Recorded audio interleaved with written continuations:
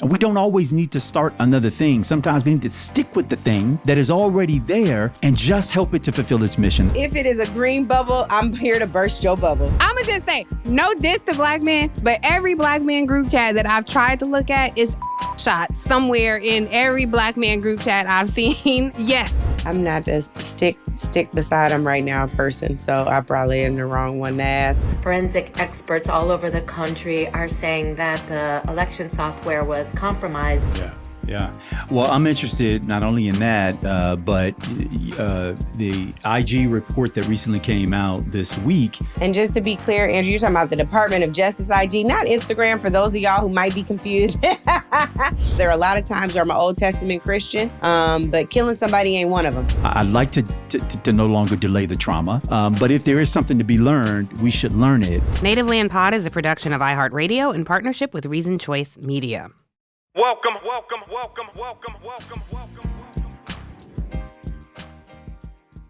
Love is a responsibility because you make a commitment. Love is that I'm here for you. Or as our friend, and we were talking about her earlier, Toni Morrison said, love is a bench. And a bench is something that no matter what, when you're tired, when you're sad, you can sit. It's going to be right there, and it's got your back. And that's what love is. Love's got your back. Oh, the beautiful words of the poet Nikki Giovanni, who passed away, sadly, this week, but lived a wonderful life. And so we wanted to open the show with that. Welcome home, y'all. This is episode 57 of Native Land Pod. Those words, love is a bench that's got your back. I want you to know, Angela, and you to know, Andrew. I love y'all, and I got your back. Any thoughts on the luminary, Nikki Giovanni? Just pray that she rests in peace. She died due to complications with lung cancer. And right now, I think always how I feel about cancer is fuck it. So yes. I hate to see her suffer at all. And I am so grateful for the contributions, the great contributions of the activist and poet, Nikki Giovanni. Yeah, just echo that. Just an amazing human, selfless in so many ways, but also really protective of her space, her peace, her privacy. But through her artistic work, her poems and books, I think revealed a whole tremendous amount about herself through her art. And so we'll miss her. But for generations, her work will live on. So long as Tiffany and Angela, we can stop all this book banning across the country where they're trying to extract her words out of schools and our children's knowledge. So, but thankful. Yeah, my favorite clip of her is her responding to Bill Cosby. So I just got a chance to watch that this week. We don't have time to talk about it today, but I encourage you all to Google it because the way that she wrote for young revolutionaries was something beautiful to see and something we should all, I think, reflect on and mimic. All right, let's get into it. What are we talking about today? Well, we have a lot. I think what has been top of mind for so many of us is what in the hell happened right where we record our podcast in New York, right outside. There was a CEO, of course, of United Healthcare that was shot and killed by someone. There's a suspect in custody right now. And I hope we're going to talk about that. Why people have been callous in their response, why the healthcare system is callous, and where do we go from here? Yeah. Well, I'm interested not only in that, but the IG report that recently came out this week talking about the first Trump administration, where they, of course, his Department of Justice blew through the guardrails and got the phone records, subpoenaed phone records, text messages of members of Congress, of their own administration, and what that may foretell for the second Trump administration. And just to be clear, Andrew, you're talking about the Department of Justice IG, not Instagram, for those of y'all who might be confused. Oh, my bad. Investigator General. Inspector General. I'm so sorry. Yeah. The IG report is not the Instagram report, You got to folks. tell us nowadays the way we're addicted to these phones. And speaking of more phones, True. There is also a report out that is suggesting that if you are in text communications between your Android friends, the green bubbles, and your iPhone friends, the blue bubbles for life, you might have some hacks coming from China. I want to talk very briefly about what's happened in Syria. Right before the show, Andrew and I were saying they never put Black people on air to talk about these things. So we'll give a brief primer on that. And why do we care what's happening in Syria? I'll get into that when we get started to the show. So happy y'all are joining us today, this holiday season, when I know you could be tuning out the news, but we give it to you straight, no chaser, in a way that is digestible and informative and hopefully a little entertaining with the shenanigans that I get to have every week with my co-host. So welcome home, y'all. Oh, welcome home. All right. What y'all want to talk about first? I want to get into the healthcare thing, the healthcare shooting first. Is that good with you guys? Yes. Yep. Yeah. We don't have to get into the backstory unless you've been living under a rock. At this point, you guys all know that Brian Thompson, the CEO of United Healthcare, was gunned down on 54th Street in New York. This is Midtown Manhattan. If you've been to New York or know New York, you know this is a very populated area, frequented by a lot of people. So I thought it was really interesting, and the way that the whole thing went down. I don't think this story is over. I don't think we know everything, even though there's a suspect in custody. I think more details about this story will be coming out in the months to come. But I like what Angela, what you pointed out about the callous response to all this. There have been a lot of people making jokes about the murder. Some people have said, sorry, my thoughts and prayers were denied, just like my son's medication was. Which, listen, I completely understand that way, because for some people, if you ever had a claim denied, it can be an inconvenience. And you got to stay on the phone longer. For other, could also mean life and death. That's what I was just about to say. For other people, it is a life and death consequence. And there was a really great piece in the New Yorker this week that kind of broke that down. But if we can, I was telling these guys some things that I find interesting about the CEO. Other than he was 50 years old at the time he was gunned down. He was under investigation. He and some other people at United Health, or United Health. I keep saying United Healthcare, but it's United Health. It was under investigation by the DOJ for accusations of insider trading. He had sold more than $15 million worth of company stock in February, shortly before it became public that the DOJ was investigating the company for antitrust violations, which caused the stock to drop significantly. He was also living apart from his spouse at the time. This is according to reporting from the Wall Street Journal. He and his spouse were separated. And so, I'm only offering information. I'm not suggesting anything. I just think there's more to the story, and a lot has certainly come out about the shooter.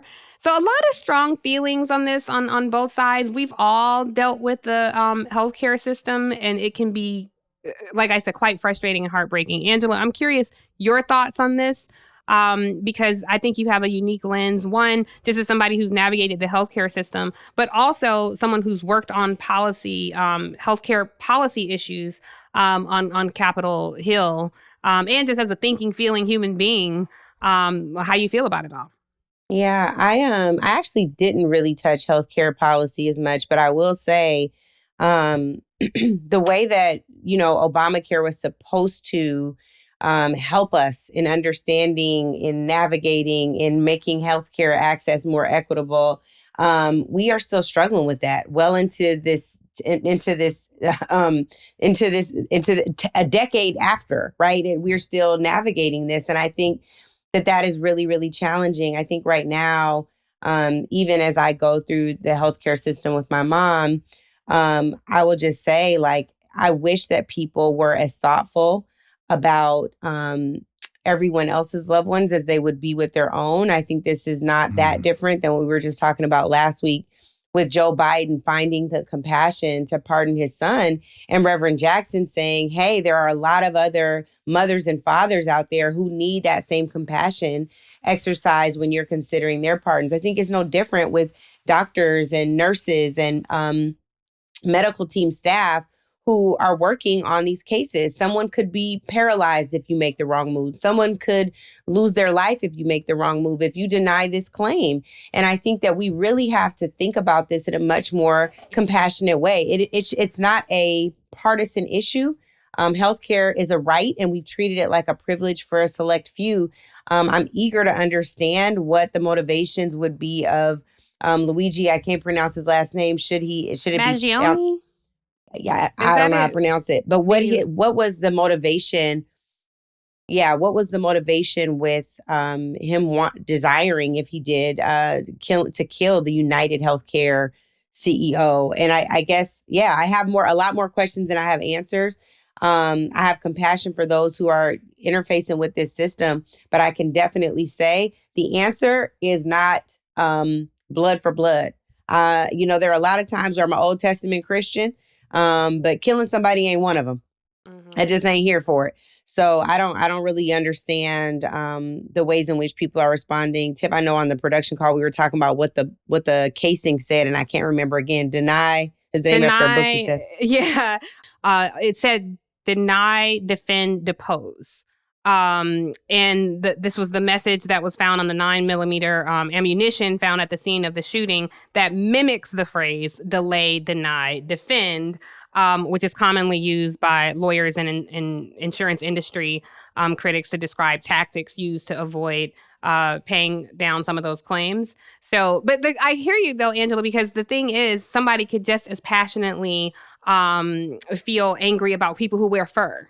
Someone could be just as moved by woke politics. Somebody could be just as moved by climate change, and you're driving an SUV. So this idea that you can just go around killing people, I think, is definitely something that we should be wary about. Andrew, curious your thoughts here with this whole thing. I think I'd first separate compassion for him from this larger healthcare crisis, even though his position put him at a particular intersection of the situation. He was also a father of 2 children who now don't have a dad. And I don't know the man personally. I was at one point on United Health. Thankfully, it was during my healthier years as a younger person. But I hear really tragic and horrific stories, again, separate and apart from this tragic murder, but really horrific stories of people desiring or needing, rather, being recommended by their physicians, certain medications, certain treatments, even certain procedures that are being recommended be done. And the insurance industry, by and large, just sort of takes this very skeptical ombudsman-like view of doctors, basically saying, oh, they're just trying to overcharge. They're just trying to bill us. They're just trying to take, without giving any respect for the fact that these folks have sworn an oath, and maybe they're keeping with their oath to save lives. And so I hate to see ourselves in this place, because I'll tell you, even locally, a county commissioner in my city was being chastised by a colleague on the county commission because he posted something on his social media that sympathized a little bit with the shooter. And his colleague wrote a letter basically saying, this is, inappropriate. You're a leader. This is back and forth. But this is hitting every level of society. It's not segregated to any one individual. And that's because that's how big healthcare is. All of us have interface with it. And so we're going through some emotions here. I do want to talk about the alleged shooter for just a second, which is everyone is like, up in arms, like, oh, he's such a promising young man, someone with such a bright future and could have been the change maker. And I just wish journalists, and this is where I've largely heard it, would just take an optimistic view of everybody who finds themselves on the end of the accused. Take a more holistic look at the nature of their lives and stop either calling everybody mentally ill or that they were a bad seed from the beginning. Show some compassion that says, everybody deserves to be looked at in more complete ways, and not just for the worst decision they made at the worst point in their lives. I'm so happy you said that, Andrew, because the way that they extend themselves to certain people's humanity and completely ignore others, something that strikes me about this, and I encourage people, if you can, I don't know if it's behind a paywall or not, but the think piece in the New Yorker about this talked about things. So this is not a diss to this piece, because I actually really enjoyed reading it. But they talked about structural violence and the type of violence that is acceptable in this country versus the type of violence that isn't. And one of the examples they give is like, okay, well, if you blow up a corporate jet, to protest that, the 1% is responsible for all the damage in the climate. Yeah. way out proportion to everybody else. That's like, oh my gosh, but you can bypass all the people who are directly impacted and even lose their lives from climate change. Same with healthcare. You can look at this act of violence and say, oh my God, this man was gunned down, and that is terrible, which it absolutely is. But you can bypass the millions of people over the years, and millions, I mean to say millions, who have lost their lives or had their lives devastated because of a policy being denied. Or declined. And so, right. And so when I was reading this, of course I got it in instantly. You know, I thought, yeah. And I thought about it, Andrew, from that perspective of Black folks get this all the time. We very well understand structural violence because we have been on the receiving end of it for so long.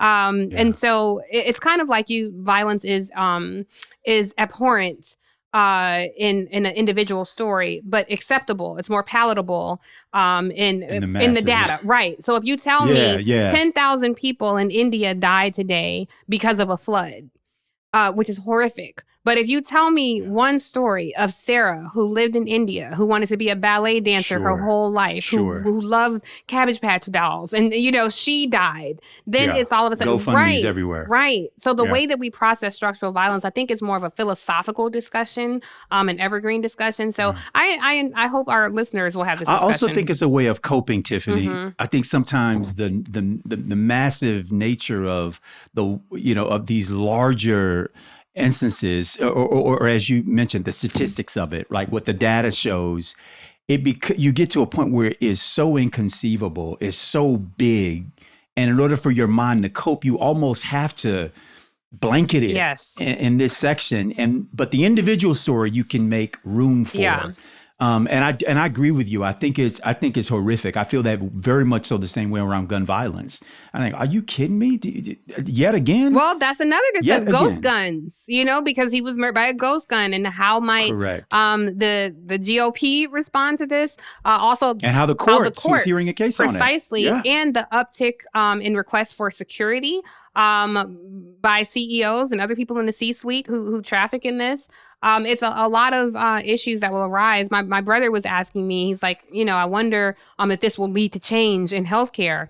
And I said, I don't believe change happens that way. I think what it will lead to is more security contracts in the private sector to better protect their CEOs. We got to go to a break. But obviously I just want to be clear that our hearts our hearts go out to his wife, who survives him, his children. Our hearts equally go out to the millions of people who have their lives devastated by a for-profit healthcare system that has not served people very well at all. So on the other side of the break, we'll get into why you should be very careful about who you're texting and on what platform you're using to do that. So don't go anywhere. We'll be right back.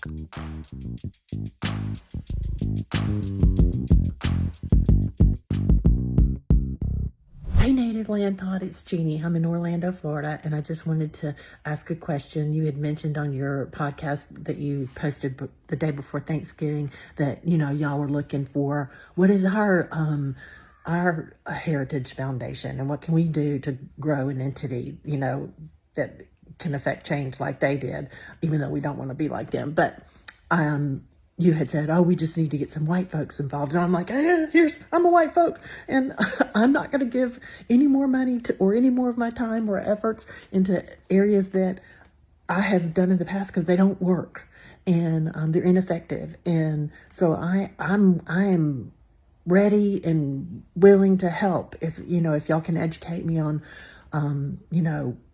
what it is that we can do. I love you guys. I just listen all the time and I learn something every time I listen, and I appreciate everything that y'all do. I know that this must be hard in this environment, and I know that y'all are questioning whether you should do it anymore, but it's just, oh my God, I don't know what I would do without you guys, because you help. So I'm asking you to keep doing it, and it's a huge ask, I know.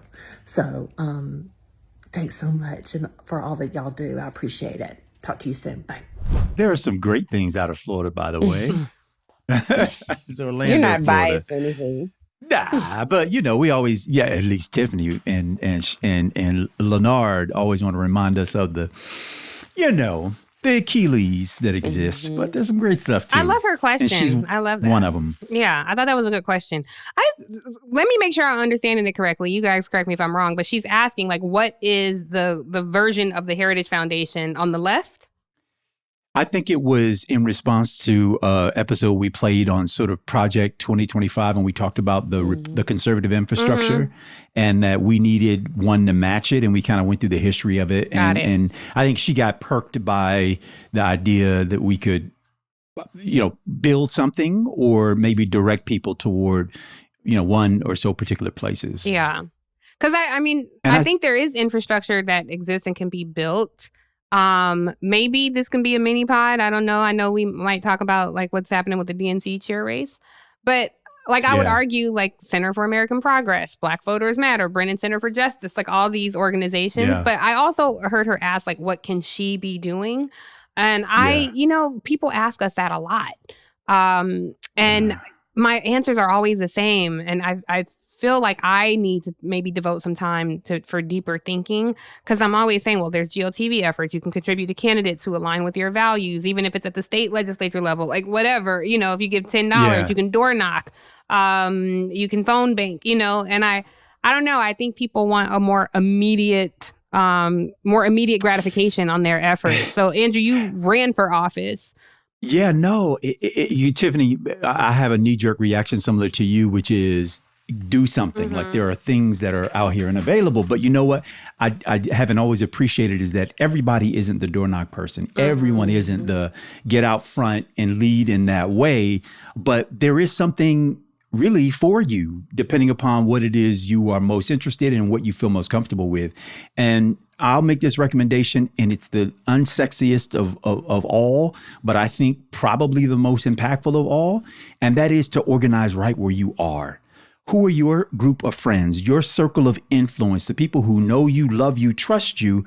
But in truth, when it comes down to this politics thing and this public policy thing and what it is we're going through, we're not always having those conversations with our friends, trying to open them up. And if, Angela, you and I both, I think, sort of reflected on what I hated most about the outcome is the disconnect. I don't want to be blindsided by these things. And I think we would be less blindsided if we were able to have more conversations with people who are not necessarily in our tribe, but are part of our fam. And I don't mean just by blood, but by also relationship, friends, co-workers who you talk about everything else with, but you won't approach how do we make things better for all of us? And I would just say, I'd love to see more people just sort of starting with 4 folks at the house and branching out, including more and more people, because right now there's a huge disconnect in this country and we can't win elections that way. We've got to figure out a way to bridge. And if it ain't bringing 4 people to your house, maybe you all can think on your sides, as you're listening, what I could do to start to breach some of these divides that are keeping us from winning and creating the kind of long-lasting change that I think we deserve. And then the only other thing I would say, because I heard her mention, I won't give to some of the other groups because they're ineffective. And that may be true, honestly true in your case. But I would also say it's really important on the left that we also have donors who are not sometimes donors, who are volunteers who are not sometimes volunteers, who are people who are willing to get in there and stick with us, whether we win those elections or lose them, whether we win that fight on that issue or we lose it. Too often, the reason why our parties aren't doing well and our infrastructure sucks in so many places is because we lose something, we get tired, we break it, and we say we need to start another thing. And we don't always need to start another thing. Sometimes we need to stick with the thing that is already there and just help it to fulfill its mission. That would be my only 2 pieces. Angela, you have thoughts on it? I'm not a stick beside him right now person, so I probably am the wrong one to ask. Yeah, and you know what? I appreciate the honesty, and I think a lot of people feel that way. So even that much, I think you saying that much, people will feel seen and heard. For sure. Yeah. For sure. Yeah. For sure. Yeah. And so other folks are seen and heard. I think about lots of the organizing groups who are not the parties, who right now suffer greatly because people won't make contributions because they loop them all in the same boat. That's fair. Those organizations are actually doing good work and could do much better work had they had folks who were not sometimey, but who were all the timey with regard to the support for them and allow them to do that work. LaTosha Brown is obviously one of them that come to mind. And there are a number of groups I could list throughout this state that are not party infrastructure, but are on the ground grassroots and are deserving of our support. No, go ahead. It's so frustrating, Andrew, to hear you say sometimey. Because when I think of sometimey, I think of people who are able to split their demographic in half or more, 60-40, in a direction that votes against, most of the country's interests. As we see them, I know that interests are, of course, in the eyes of the beholder and are entirely subjective. But when I think about Black people, I don't think that we're sometimey at all, especially in our body politic, because our folks have continuously laid it all on the line. And I think this exhaustion is a real thing, from the spiritual, political, economic, and mental level. It has really hit our folks on every side.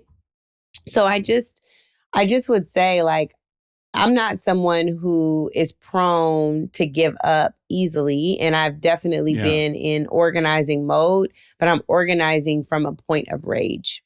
I get it. For Jamie Harrison recently to have said, my term ends in February, and when it ends, I'm naming names, is something that I think is heart-wrenching, because I remember how he went into the DNC. Jamie went into the DNC to see real change. I mean, just like the people you're talking about, LaTosha, Adrian Sharpshire, April Vera at SEIU, all of these folks that have dedicated their lives to ensuring that we wouldn't be left behind, that people without a boat would not be drowned in the rising tide. I think that it is so much bigger than that. There's a place for donors, and there's a place for door knockers, and there's a place for all of that, all of our work, but there's very rarely a place for our needs. And I think that also has to really shift.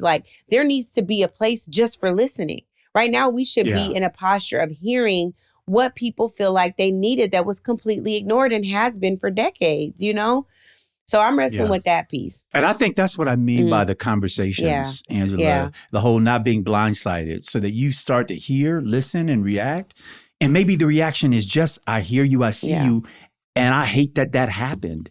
But when I talk about the sometime, I think about some of the people who tell me, man, I voted for you, but I ain't voted since. We couldn't win with you, this, that, and the third. And I think, well, that's not how we're going to ultimately win. I kind of, please believe nobody's more hurt than me about the loss. But I still have to get up each time and participate in the process, because we're in the pursuit of the more. Not like this is it, this is judgment. And once it's over, you either win, you lost, and now everybody, goes home. That's not what it is. This change that we all seek, the structures, institutions that exist that contribute to our subjugation, to our oppression, weren't built overnight. They've been sustained over centuries. That's hundreds of years. And they won't be dismantled overnight. And so it just requires something more of us. I understand the exhaustion. I get it. I myself experience exhaustion and have in the past as well. But when we think about half the country still didn't vote, millions of Democrats who voted in 2020 decided that in 2024 wasn't worth it. That's what I mean. We that's the sometime. Yeah. We have to get back and figure out how we engage, listen, and then activate. Yeah, over 90 million people. I think as we talk about people falling off, and this is a discussion for another time, we were asking people to believe in the system in a way, as people believe in the country. I think people need something to believe in. And right now, there's not a lot to believe in. So before we go ask people to do anything, I think we have to have a conversation about what do we believe in right now. That's right. And maybe that's a mini pod. Maybe that's and let the people shape that. Then. Yeah. Let us shape it. Okay. Well, maybe we'll do that on this one or when y'all are ready. But I think that's a conversation to have. Yeah. I'm ready. I like that too. Well, this is what I do believe in. I do believe that the country of China, we have a very adversarial but necessary relationship with. And so I also deeply believe in the inappropriate texts that I have sent over the years that I would not want anyone else reading. So Lord. Angela, tell me what I need to know and what I need to do, because I don't want any of my text messages broadcast. Amen. Well, first and foremost, iPhone user, if you want to continue to send whatever inappropriate text you send in Tiff, I'm not there's no judgment here. But whatever text you want to send, I hope that your boo thing or potential boo things are also iPhone users, because otherwise you assed out, probably literally and pun intended. If it is a green bubble, I'm here to burst your bubble. Basically, you have what you've been told by the FBI is that if you are texting from an iPhone to an Android or an Android to an iPhone, your messages are compromised. And they're also warning, this is new from last week, they're warning that WhatsApp, Signal, and Facebook Messenger also need to have some updates. Senator Ron Wyden is now pushing for telecom companies to have some stricter standards to protect the American people. Hopefully, there will be some bipartisan agreement there. But yeah, we're in a situation now where we have our chats are on Signal. Yeah. Some of them disappear, some of them don't. Some of them we keep perpetually. And if chats are ever to get out, we losing every job we ever had. So we just to be super clear, and there are people at home biting fingernails. Because you also would be up a creek. So yeah, I think that the most important thing here to know is that yes, it was called Salt Typhoon in China, and the Chinese government has denied any involvement with Salt Typhoon, but that is what they're saying has compromised these cross platform communications. That it's not end-to-end encrypted unless you are an iMessage user. And even though Signal is, there has some updates that are needed. I'm saying Signal because I've never used Facebook Messenger. I ain't never trusted that thing. And WhatsApp is owned by Meta as well. Mark Zuckerberg, come to the table. I need to understand what you got going on, friend, because you really messed us up in 2016. I ain't forgiven you yet. Yeah. Does this harken back at all to the Snapchat conversation? Was it the warning from the federal government at the time when they talked about banning it? Was that TikTok? You talking about TikTok? I'm so sorry. I didn't know that they were talking about banning. I'm so sorry. Andrew's in here. It's spreading misinformation. No, yeah, there was never any that's conversation why y'all are here to help correct me. Snapchat. I don't know one platform from the other. Andrew said all these the same. Grandpa, look, all of them the same. I think Snapchat's parent is that Meta. No, well, which one? I want to talk about the one that is I think owned by the Chinese. But to be clear, TikTok is owned by ByteDance, which is a company based in China, and there was and is believed to be wholly owned by the government. Yes. It was. That's what the government is alleging, that it is believed that the Chinese... I haven't heard that. What they've alleged is that it is a platform that is used to spy on us by China. Right. It was never owned by the Chinese government, but when it initially came out, that was the big concern, that they were pulling data from us. Now the person who owns it, I believe the CEO is from South Korea, because there was an embarrassing back and forth between him and one of the senators who kept asking about China. He was like, "Senator, I'm not Chinese. I'm not from China." But anyway, yes, the point is, because I don't want to start speaking about something I'm not super clear on. The point is, when you're on your phones and sending text, it's just always a good idea to remember that nothing is really private, and the texts don't really disappear. Like they will always be accessible. But it does make me fearful, quite honestly, about what, and I'm, I was being a bit facetious about the text message I've sent. What is really more concerning is how they're using that information. I talked about some of the concerns on TikTok, which could essentially be transcend to other platforms as well. If an adversarial nation is watching what you're searching, watching what you're sending, learning everything about you, because that's what espionage is now. It's more digital. Yeah. And you might not care. But if this person that you're watching works for the NSA, or if this person that you're watching works for Goldman Sachs or one of our global financial institutions, and they can knock us off the grid or learn some information that they shouldn't, or they can tell by your hand movements and eye movements and what you're looking at a lot about you, and they can flip you, or they can approach you, or they can threaten you, or you sent something inappropriate and they can, threaten or blackmail you into doing something, right? Extort you. Thank you. Yeah. So those things are definitely something to be concerned about. But I would add.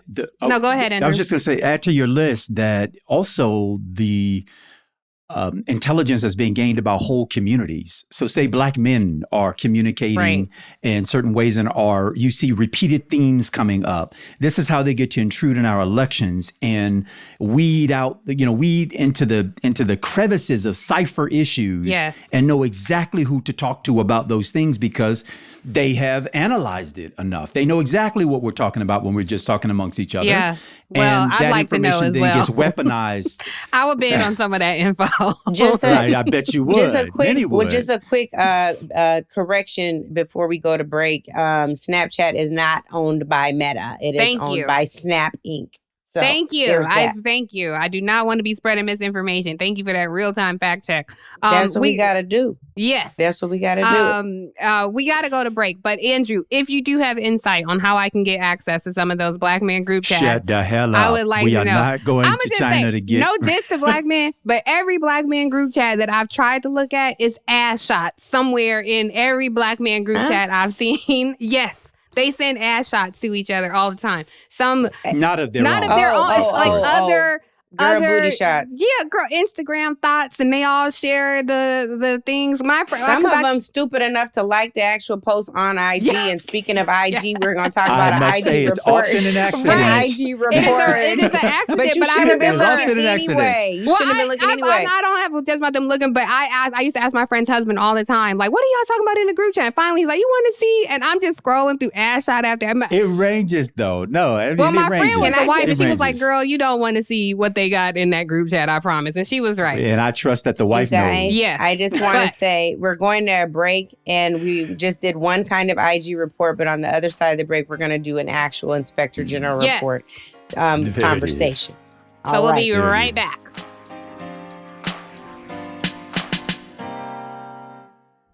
Hey, Native Land Pod, it's Robin from Portland. Hey, I'm wondering what you guys think about the request for a recount to Kamala Harris's campaign. Forensic experts all over the country are saying that the election software was compromised since the civil litigation in Georgia found that the Trump allies illegally accessed election software in 2020 in a multi-state effort to compromise the election in swing states, and the DOJ and the FBI failed to act. So now election security experts are raising concern that Elon Musk weaponized information that he collected with his super PAC, America PAC, to tip the scale in swing states when they created bullet votes with just Trump's name at the top and no down ballot votes. So precisely why Trump was swaying at the end of the campaign in his rallies and saying you'll never have to vote again.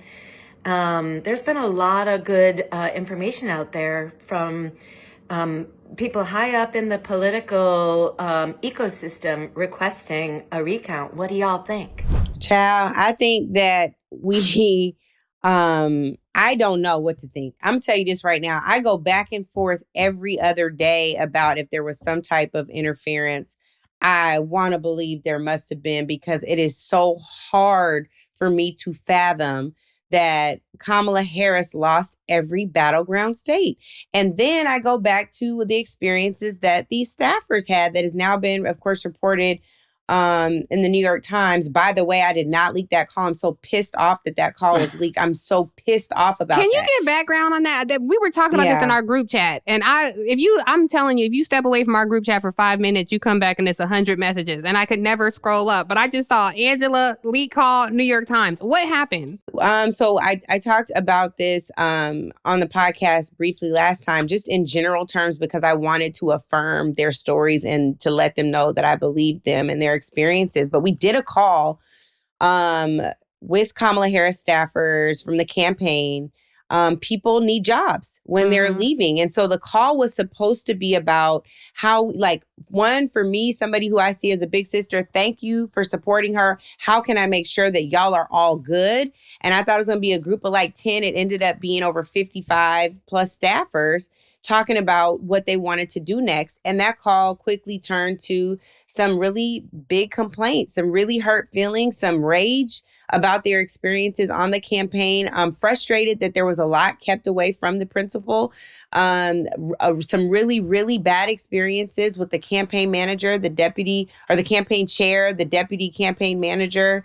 Really, really rough. And then some folks that they put in place to oversee the states, particularly the battleground states, with young, cocky white boys who weren't listening to them. And not all of the states were. There was a state director, for example, or LT, who's a friend in North Carolina. Some of this stuff wasn't getting back to her. So there's a lot of really, really bad reports. And I think what is worse than their bad reports and their experiences is the fact that people went out on a limb believing it was a safe space and it was shared. So I was pissed off. I said, this call should never see the light of day. These people did not consent to being recorded. I certainly did not consent to being recorded, and I would have never shared what these folks were sharing without their express consent. So someone leaked the call to the New York Times. Yeah, they recorded the Zoom and shared it. And I don't know where else they shared it, but I think that is a way to quickly make enemies. Two, a way to prevent us from figuring out how we strategize together, ensuring that something like this never happens again, which brings me back to the recount. I would like to see a recount. I would like to understand if there were any software failures, any machine failures, anything, because I just cannot make sense of this. Something doesn't sit right with me. I'll say, out of our group chat, Tiff, and Andrew, you'll appreciate the person I'm going to say, the biggest conspiracy theorists in there are me and Latasha. Something just don't feel right. We don't have no data on it yet, but something don't feel right. So anyway. I hope you and Latasha are right, because my rage comes from a place that the elections ran smoothly. Like, we have not heard stories of people having challenges with voting. There aren't, well, tell me if I'm wrong. By and large. I was going to say, there might be anecdotal stories, but by and large, the data does not say, these 75,000 votes didn't count. We did have that last time. We had that not last time, but in 2016, we had examples of massive votes that were missing or not counted. We did see ballot boxes. They purged so many beforehand. And there were a number of people who didn't get their ballots in certain states. I think it was Georgia was one where they were saying they didn't. Not enough, though, to this scale. All those are... The real disenfranchisement was those choosing not to vote. That is my bigger point. That is the point I'm trying to make. From the eligible voters who did show up and vote. I hear what you're saying, Angela. I hear what you're saying, Andrew. Like, it was the suppression that led to that from the years prior. So that and is this year. Right. And this year. But there were not massive issues of voter fraud on that scale that would have led to the results that we saw in the election. And so my rage comes from the fact that so many people in this country saw who Donald Trump was and decided, yes, I will vote for this man. So I would rather, Angela, you be right that there's some big conspiracy that we all missed. I just don't think so. I think, to your point, Andrew, it was people who stayed home. Again, we have to talk about what do we believe in and give people a reason to believe in something. That's kind of where I hold my, I don't know if it's anger, but the real disappointment is in those of us who said this election wasn't worth showing up for all the whatever myriad of reasons. And I want to know them, and I want to know what about them can be addressed and solved. Two other observations. One, the battleground states almost always all go the same way. They almost all collapse in the same direction. It's in large part, very much so, a very similar voter across those states. And I'm thinking Pennsylvania, Michigan, Wisconsin. I'm missing one other that I wanted to name check. It'll come to me in a minute. But essentially those four states almost always collapse the same way and what I would attribute to that is that late deciding voters and those states that typically run just sort of neck and neck with each other, late deciding voters also almost always break the same way. You don't usually have late deciders all sort of splitting the baby. They typically break the same way. The second observation around the recount, which I'm not obviously opposed to, I'd like to no longer delay the trauma. But if there is something to be learned, we should learn it. But in this country, the reason why it's very difficult to hack elections is each state, in fact, each county, has jurisdiction over what equipment they use in most states, and the process for which days will be holiday, early voting days, if they'll have them. States might have a general sort of landscape of what has to happen, but counties, the county level is where elections are run. So there's not a database in which all these things are going into one central hub, and then you hack that hub. You would have to literally go into individual precincts at individual county levels for the kind of scale of hacking that would be required in order to turn, these kinds of national elections. Frankly, y'all, that is the one salve. That's the one thing I feel really good about following the 2000 election coming out of Florida, was that the national trend wasn't to make everybody on the same system, the same database, porting into the same location for national elections to take place, because that to me would have been tragic and would have, I think, destroyed and completely undermined a lot of people's faith in the election. Yeah. So the decentralized nature of elections in this country, I think, is just one measure of security that we can all, if there is something we can take, some relief in, it could be that. Now, I just want to transition really quickly, Angela, picking back up where you left off on these sort of your information not being your information alone. Well, the same DOJ that issued that warning is the same DOJ, Department of Justice, who during the Donald Trump first term in office, who would not comply with its own procedures when it sought journalists' phones and email records and their, quote, leak investigations, and who had the audacity to request the records, the department to request the phone records, text messages, and phone logs of 43 congressional staffers and 2 Democratic House members. Those House members being Adam Schiff of California, now Senator Schiff, and Schiff. Eric Swalwell. You sound like damn Schiff. Trump. You can say Schiff.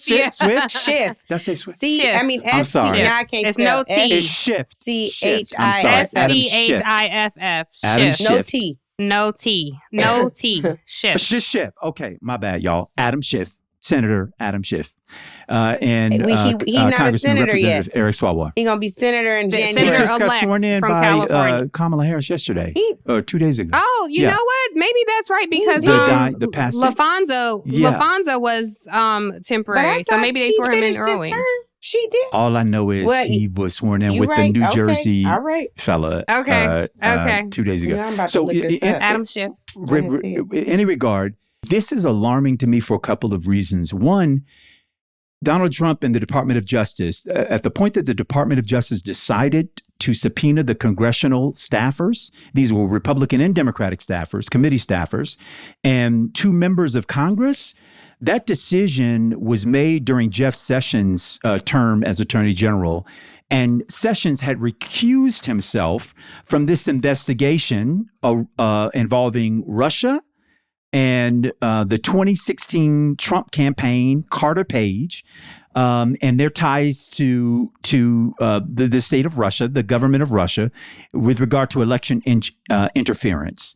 That was the quote unquote investigation the Department of Justice was seeking additional information, was the leakage of classified information. And they then went into the emails, this personal cell phone records of these congressional staffers and the 2 Democratic House members.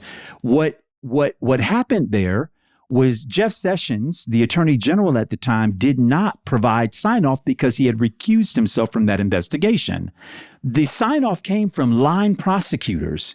So when you think about a DOJ and entrusting really important information there, These are decisions that are now being made by line prosecutors who are going to be the same, folks under the Trump administration with interference from the top, who may be giving guidance, y'all, into who they can tap, when they can tap, what is determined to be the nature of an investigation, and the fact that it was done to a separate but co-equal branch of government is extremely alarming, because this is the same branch of government that can conduct inquiries over actions of the executive branch. And if they now have to look over their back to see that they can be personally investigated by the DOJ, while at the same time investigating the executive branch, we can have a real problem in this upcoming Trump administration. I think all of us know that we don't expect everything to be on the up and up at DOJ, but we are skirting real serious lines, not only as it relates to a separate and co-equal branch of government, but also the journalists whose records were taken without their notice. They were not informed at the time, and the private companies, cell phone companies, the providers, were forbidden from telling the users, their customers, that they had given that data over. And the same is true for the congressional staffers. Those companies could not share with their customers that their information had been gathered. And y'all, I'll just end here. This is alarming to me because at one point, these companies had real stiff spines when it came to keeping your information private. And now as the government continues its intrusion, we all have to be worried about where this may lead. And Angela, I know you have additional context for this, given your experience on the Hill. Yeah, it's not that. It's just from reading the report, I would say that the 8 reporters came from the Washington Post, CNN, New York Times. And the one thing that I think is also important here is, yes, it was 2 Democratic members of Congress, but there were 20 GOP staffers, 21 Democrats, and 2 nonpartisan staffers. This matters to me for 2 reasons. One is in 2014, the Department of Justice stood up a process, a news media policy that was to prevent something like this from happening. And what they did between 2017 and 2020 when this happened is basically overthrew that entire policy.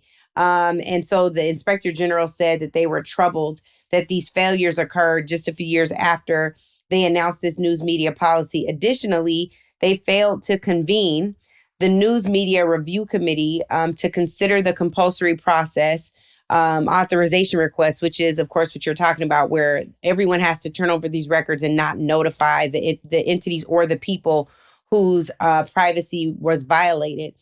They say in this report that it was not politically motivated. Okay. I question that, just given the way that Bill Barr runs and the way that Donald Trump runs. So this is fascinating. I'm eager to see what would happen under a tenure with Patel at the helm and others. Right. Who was also one of the people whose information was compromised. Patel, yeah. And he brought lawsuit against the Department of Justice, and it was thrown out by a federal judge. Mm-hmm. Well, he does like to sue, but Angela, the reason why the bipartisan, the nonpartisan nature doesn't concern me. Kash Patel is? Oh, I know you will. I just want to very quickly. Go ahead. The reason why it doesn't matter to me that this was supposedly nonpartisan and not politically motivated is because under the Trump administration, it's going to be motivated by who his enemies are, by who I agree. I think it is going to be without regard to the political, and very much so about who he and his folks who are helmed there find to be an enemy. And correct. And, Tiff, please, that was the point, right? I'm telling people it wasn't just Democrats. There were Republicans who were impacted too. They were just on a staff level, and 2 nonpartisan staff, which means they're not political staff on the Hill. That's the point I'm listening to. We've already seen his vengeance happen. So Kash Patel, if you guys listen to the podcast and you know that he was Trump's pick nominee to lead the FBI. And just this week, Chris Wray has said he will step down from leading the FBI. So you can see this is going to be quite the transition to go from someone like Chris Wray to Kash Patel, who has to first be confirmed, of course, by the Senate before he can lead the FBI. He has already shown how litigious and vengeful he can be. His attorney has already threatened people we know. He sent a letter to our good friend. A guest was on Joy-Ann Reid's show. And he sent a letter threatening litigious action to not only the guest, but to Joy Reid herself. So this is the beginning, folks. Like, this is what we have been talking about. This is what our concern. He did the same to a colleague of his at CNN. Yeah. Former coworker. And he has already said that he will figure out ways to go after the media criminally and civilly. So I don't know what infrastructures are in place. I'd like to spend some time actually looking at that outside of the Constitution, of course, but what infrastructures are in place to protect the importance of journalism and protecting reporters' privacy, but also outside of just people as individuals. And I think when we're in a state of panic, we're so willing to give up our rights. This is what happened after 9/11 with the Patriot Act. That's right. You know, people were saying, oh, it doesn't matter. Right. Let's just give up our rights. Yeah. And I think as threats increase to the United States, because they will, and there are a lot of threats that we don't hear about, but the threats will definitely increase with the United States.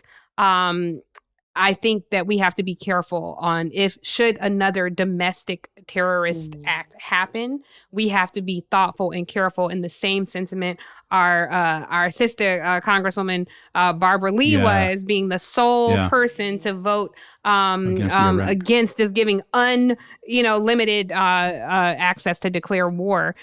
She stood alone. Sometimes the cheese stands alone when you're on the right side of history, and she continues to be on the right side of history. So I'm concerned about all this happening. I'm glad you brought it up, Andrew, well, because Tiff, I want to say on the media piece, the reason why I think we have to be more alarmed there is because they are often referred to as the fourth estate, but largely we don't know about a lot of things that could happen without the media's ability to get in there, get those FOIAs, talk to the people behind the scenes and get stuff off the record that helps to illuminate the situation.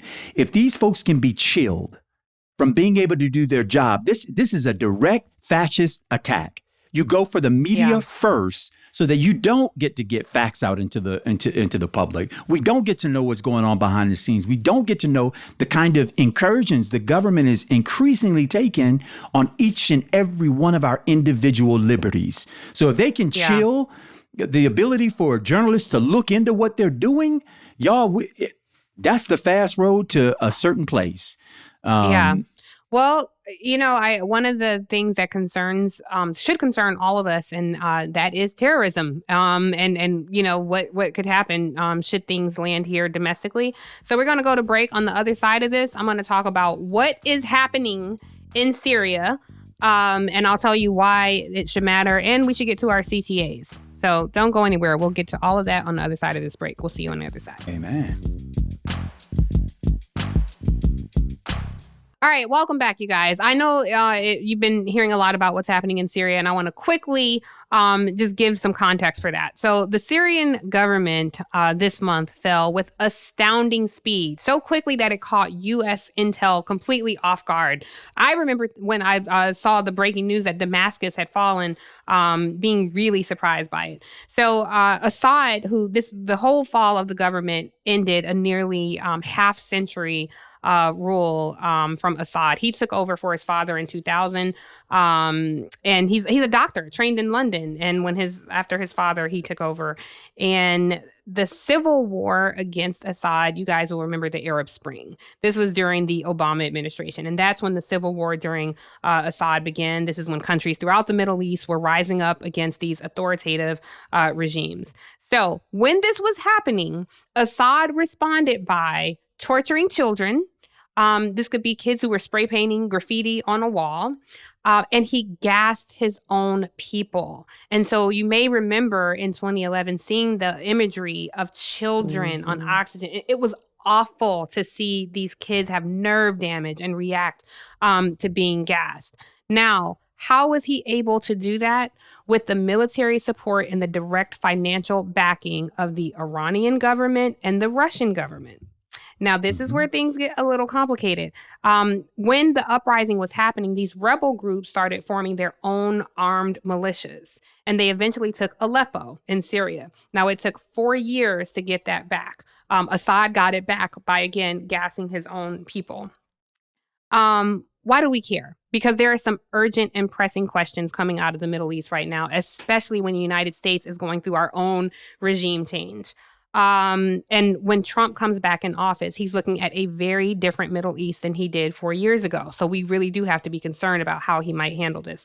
First, the question is, how might this new regime in Syria deal with Iran? Well, why do we care about that? Well, because of the Iran nuclear deal. This is a deal that President Obama initiated with the Iranians.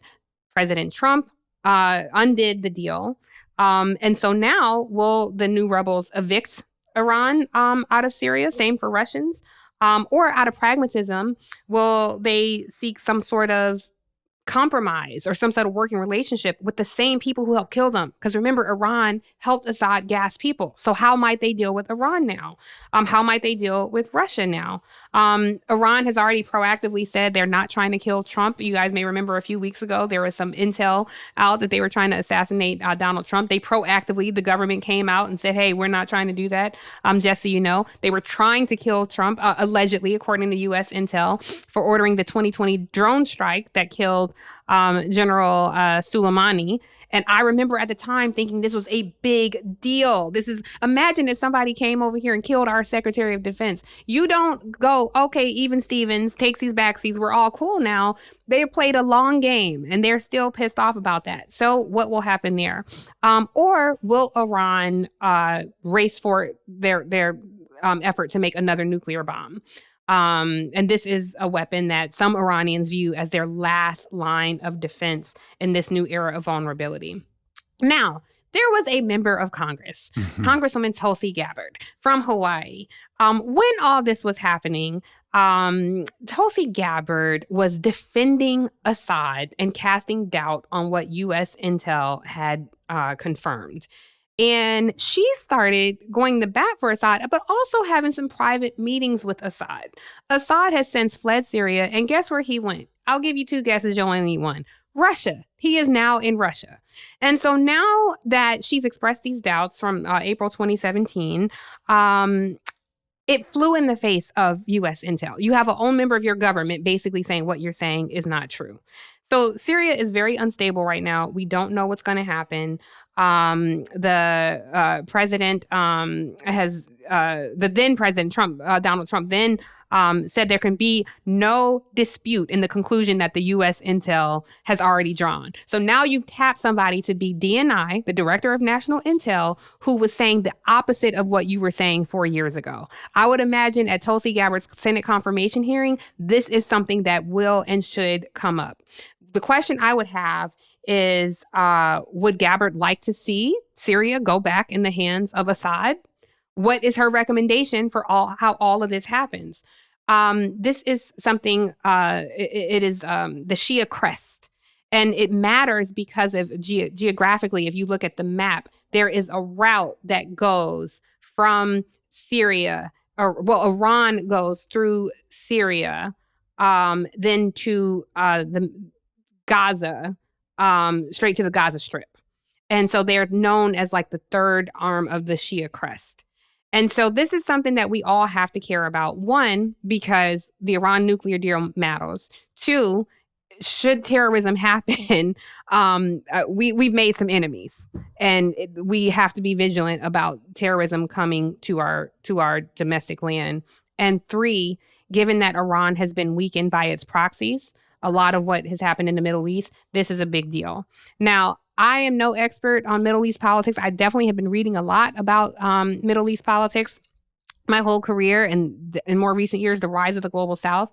When I wanted to talk about this, I was a little concerned because I said, I'm not really sure of the role of Israel here and how they might capitalize on this, and leave it to my brother Andrew to say, well, are you going to talk about Netanyahu? And I was like, I wasn't really clear on that, but you are. So tell me what I'm missing in my assessment of this. Well, for one, thank you. You thoroughly, I think, covered really the high points on this. I would just say Israel, and just side note this, Benjamin Netanyahu, the prime minister of Israel right now, happens to be on trial, criminal trial in Israel. So he's spending his day hours when he's not being pulled out of the courtroom, basically trying to save his hive and avoid jail time. But what we also know is happening, and why he is being pulled out of court a couple of times throughout the day, these last several days, is because right now Israel is launching drone strikes into Israel.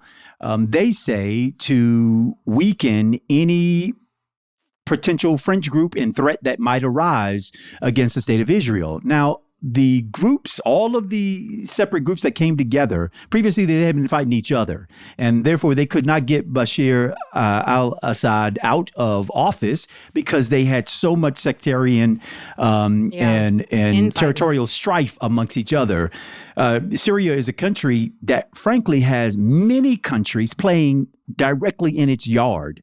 Israel has interests there. Turkey has a significant involvement there. Iran, as we've already heard. And then you have other largely Muslim states surrounding this area who also have interests. Imagine here in the U.S. if we had a bunch of different countries who had actual interests in our country and could basically, as through their proxies, wage their interest on their behalf on our land. That's what they have going on there. But I will say, over the last couple of days, if you paid attention, there's a lot of excitement there in Syria, as women are being told that they will not have to return to the old conservative days where their attire and their ability to work and how they show up in society would be harshly judged and quite frankly, made illegal again. Their leader plans to have a country that is also respectful of other faiths, other religious traditions. That will be a marked change, a marked difference from what is happening there. But in truth, the current leadership is right now identified by the United States as a terrorist group.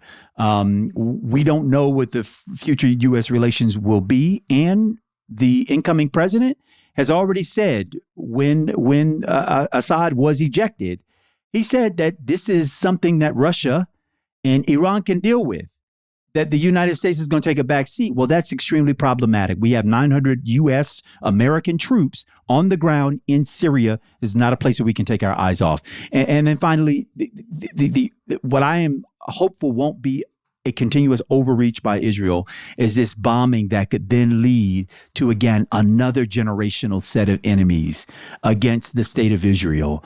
I think they really ought to take a long look at, yes, their security at this moment, but more importantly, how do we put Israel on a path to nonviolence within the region where they can be respected by the nations that surround them and not become the ire of their worst intentions by basically creating a whole nother generation of folks, communities, other countries, neighboring countries who find them to be to be enemies. But we certainly watch this. It does have U.S. implications, major U.S. implications. We do have an interest in the area, and I hope Trump that will reconsider what he has said. And then very lastly, Tulsi Gabbard's interconnection here. She basically cheerleaded Bashar al-Assad, and now she is going to be the person, if confirmed, who provides the daily briefing book of threats to the United States, to the president. The daily, she will determine what is in that threat assessment book and what stays out of that threat assessment book. And it worries me to no end who she may be doing the bidding for. I can tell you this right now. I do not believe that her bidding ultimately, at this stage, is ultimately and singularly for the United States. And if you're the director of intelligence here and giving permission for what gets put before the president, you better have the USA on your mind 24/7, and it better be at the lead of your interest and not that of another nation. It's frightening, Andrew. And just really quickly to put it in context on how, they're looking at the new leadership in Syria as a terrorist regime. I haven't dug deep enough to see who this group is, but just for context, they do not consider Netanyahu and the IDF a terrorist regime. And I think we've all seen things that happened coming out of Netanyahu's government. And the international court is looking at it. The international court has already determined that what he is doing is morally Genocide. and legally wrong, and including the killing of children. We always say women and children as if men's lives don't matter, but I want to point out how many children this man in his regime has murdered, and they are not designated a terrorist organization. Anyway, let's get to calls to action on that note. Yes. I don't really Angela, what you got? Yeah, go ahead, Angela. Sure. Well, on Native Land Pod, you all know that we value you all's voices. We value every video you send with questions and your comments. It's so important to us that this always feels like a town hall or sometimes a dinner at the kitchen table. And so we have opened up the table even more with our website, nativelandpod.com, where you can now submit your commentary there, anything that's going on, something you want us to pay attention to, news reports that are happening locally for you. Of course, we have our good friends sometimes who are in elected office sharing bills they're working on or proposals they're working on. But we are opening that up to the NLP fam as well. And we want to make sure that we hear from you. So welcome home, and welcome home now on nativelandpod.com where we're not on air. I love it. Welcome home, everybody. And I think my call to action is going to be tangential to what you just said, Angela. And that is, we had a questioner last week who submitted their question using what do you call that, y'all? An emoji, like a Bitmoji. An emoji. Oh, the AI. Yeah, AI. The emoji image, which is cool. And we got some feedback from you all. Some of it, to our reactions to it, basically saying, "Hey, look, y'all, everybody isn't comfortable being on video. I hope y'all don't, disqualify this as a potential entry." And I think you heard our various perspectives. I want to reiterate that certainly not from my standpoint is there a prohibition on those. I get that everybody is uncomfortable, and in some people's instances, it might be that for your job and your well-being, you can't be on camera. And so I think we want to be open to the myriad of ways in which you ask questions, but mostly I think all of our intention is to try to build a really safe community. And I think part of that for us in looking at you is being able to see you. But whether you choose to go on camera, or whether you choose an emoji, we want you to keep that feedback, questions, comments, what do you call them? I don't know. Advice, admonishments, strategy, cuss outs, all of it. Prayers. Yeah, you said cuss out. I tried to use a word like admonishments. Coming, whatever that is, keep it coming in all of its forms. And we heard, we've read those comments on YouTube. I know every week I say I'm going to shout out some of the people on YouTube, and I keep forgetting. So I do want you all to know that we appreciate all your feedback on YouTube, on Instagram, everywhere you leave a comment. We consume it, we read it, we hear you, because this is a platform for you too. I don't really have a political call to action, but it is a very important and necessary one. For me, and that is, I know it's the holiday season and people are giving gifts. Okay, I just want to say, dogs are not Christmas gifts, okay? It's like giving somebody a 2-month-old or 2-year-old who's never going to grow up. I don't care about you shaking your head, Andrew. It's like giving somebody, I know, but I already know how you feel about pets. I do not believe that you should give somebody a 2-year-old and say, here's a responsibility for the next 15 years. You can't be telling these kids like, okay, it's your dog and you're responsible. Like, no, this is a living, breathing, sentient being, and you have to care for this animal who loves you so much. If you're going to get a dog and leave him tied up outside, you don't deserve a dog. If you're going to get a dog and leave him at home, and if you are getting a dog for someone and you're prepared for that responsibility, please go to shelters. Don't go to these breeders and spend money. Dogs are euthanized every year, but I hate when I see these puppies and bowls and it's like Merry Christmas, and it's like they end up at shelters and people don't know how to take care of them. So if you're going to bring a dog in your life, it's not a Christmas gift. Tiff, we are at common cause, by the way, on this. My sister came and visited a couple weeks ago and bought my children a fish and a fish tank. And they have been doing the feeding, but this thing requires serious upkeep. I got to check the water every week. I got to refill it, take a third of the water out, put a new third in. Well, I just want to tell you guys, as we get up on the Christmas holiday, that not only are dogs gifts for some people, but you human beings are gifts to me as well. So thank you guys for being the gifts you are. And even though Tiff is mad at y'all for sending the puppies back to the shelter, I'm not going to send Andrew and Tiff back to any shelter or put them out. I'm going to keep them. Whether they come with a bow or not, I'm going to keep them. Whether we screaming on here or not, we're keeping each other. We stuck together. Okay? There it is. Welcome More home, than this everybody. country is. That's true. Well, as always, we do want to remind everyone, please leave a comment, a review, and subscribe to Native Land Pod. We're available on all platforms and YouTube. Like I said, we read your YouTube comments, so keep those coming. New episodes drop every Thursday. Please keep in mind we have mini pods that drop on Monday. Not as many of y'all watch those, so tell your friends. I don't think more people know about them, so tell your friends that we have mini pods. They're short, they're quick. So please tell your friends to be sure to tune into those. I think because we don't clip them for social media, people don't know we need to do that. But they're like quick 20, 25-minute conversations on things on the mini pod every Monday. Also, don't forget to follow us on social media.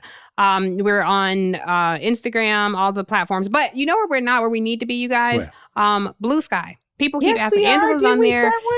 I don't know, because I haven't. I've been asking people, have y'all listened to the late? And people will say anything I post on there. People start talking about Native Land. And I will start tagging Native Land if we have a handle. At Native Land Pod. We are .bsky.social. Okay, we are on Native Land. I will start following Native Land. I know, me too. Y'all join me. I guess I need to go join this thing. Yeah, Blue Sky is where we are, and we're all on. But we ain't posted in 19 days. We gotta fix that. Yeah. Help Lola. So we will upkeep, but Angela's on there, I'm on there, and I post a lot on there, so you guys can follow us there. Anyway, welcome home, y'all. There are 691 days until midterm elections. Welcome home. Thank you for joining the natives. Intentional with the info on all of the latest. Rod, Gillum, and Cross connected to the statements that you leave on our socials. Thank you sincerely for the patience. Reason for your choice is clear. We're so grateful. Took the oath to execute roles. Yeah, faithful. Preserve, defend, and protect the truth, even if painful. Welcome home to all of the natives. We thank you. Welcome home, y'all. What's Welcome up, home. sis? Native Land Pod is a production of iHeartRadio in partnership with Reason Choice Media. For more podcasts from iHeartRadio, visit the iHeartRadio app, Apple Podcasts, or wherever you listen to your favorite shows.